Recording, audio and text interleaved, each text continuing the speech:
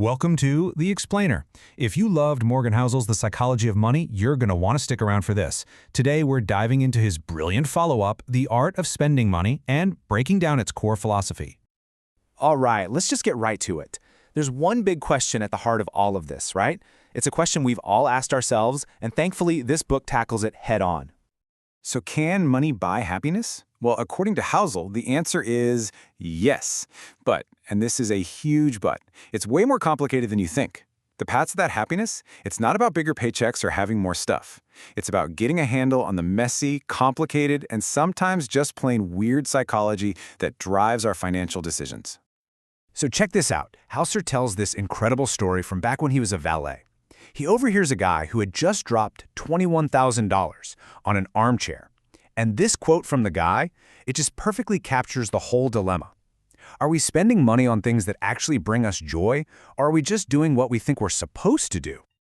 Okay, so that brings us to our first big idea, the happiness illusion. Why is it that getting what we think we want financially doesn't always deliver the happiness we thought it would? The book kicks off with this really powerful metaphor. It's about a woman who gets LASIK surgery. She got exactly what she wanted, perfect vision, but she was totally crushed. Why? Because she realized what she truly needed was something else entirely. She needed her husband to find her more attractive, for her coworkers to respect her more, and, the surgery couldn't fix that. And that right there, that's the trap so many of us fall into, isn't it? We're all out here chasing what we want, more money, a bigger house, a flashier car, but then we get it and realize what we fundamentally need to be happy are things like family, friends, good health, a sense of purpose. And just because you get the want doesn't mean you get the need. So this all leads us to the book's central idea, its main point really. Spending money is not a science, it's an art, a deeply personal art form. Housel's argument is that, just like art, the way we spend money is like a window into who we are. It shows our values, our hopes, even our deepest fears. And just like art, there is absolutely no universal formula, no right way to do it. What works for one person might do nothing for someone else. So what does that mean for you? Well, the book basically says put down the spreadsheets. Stop looking for some magic formula for spending. Instead, the real work is to look inward, to understand the why behind what you buy. It's less about budgeting and way more about self-awareness. And this brings us to the core conflict, this internal battle that's happening every single time we pull out our wallets, whether we even realize it or not. See, pretty much every purchase you make can be dropped into one of two buckets. There's utility, buying something because of what it does for you, its actual value in your life. And then there's status, buying something for how it makes you look to other people. It's a simple question, are you buying this for you or for them?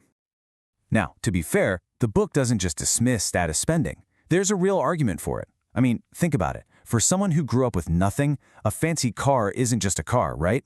It's this powerful symbol that you've made it. It can absolutely feel like a well-deserved reward for all that hard work.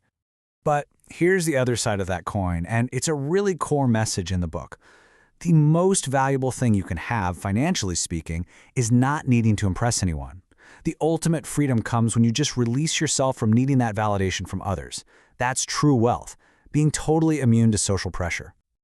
Okay, let's make this real. Let's just throw a number out there. $50,000. Imagine you're buying a $50,000 luxury car. That's the price on the tag. But Housel has this brilliant concept he calls social debt. And what he's saying is that the true cost isn't just that 50 grand. It's all the hidden stuff that comes with it. It's the pressure you now feel to upgrade later. It's the anxiety you get over every little scratch. It's that constant nagging need to keep up appearances. And that hidden debt, man, it can be way more expensive than the actual money you spent. So if chasing status is just a trap, what's the alternative? What should we be aiming for? Well, Housel's answer is crystal clear. The single greatest prize money can buy is independence. And he makes this really crucial distinction here. See, being rich is about having a high income, being able to buy a lot of stuff. But being wealthy, that's something different. That's about having control. Control over your time, your choices, your life. It's about getting to a place where money doesn't get to tell you who you have to be. Okay, this next idea might be the single most powerful reframe in the entire book. It will completely change the way you think about saving money. Ready? Here it is. What it means is this. Your savings are not just sitting there doing nothing. Every single dollar you don't spend on a new car or the latest gadget is a dollar you have spent. You've spent it on something way more valuable, your own future freedom. You're literally buying back your time. And what could possibly be a greater luxury than that? Okay, so this is all great in theory, but how do we actually do it? This brings us to our final section, how to put all this into practice and actually start the journey. The book gives us a really simple, practical framework. I love the analogy it uses. Think about it like reading books. You should probably start a lot of different books, right? But you should only finish the ones that truly grab you. It's the same with money.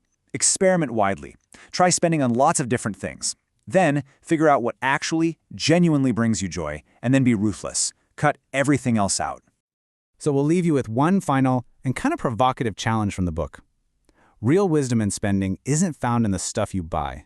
It's found in that growing list of things you realize you are way happier without. So here's a question for you. What's one thing you can say no to this week?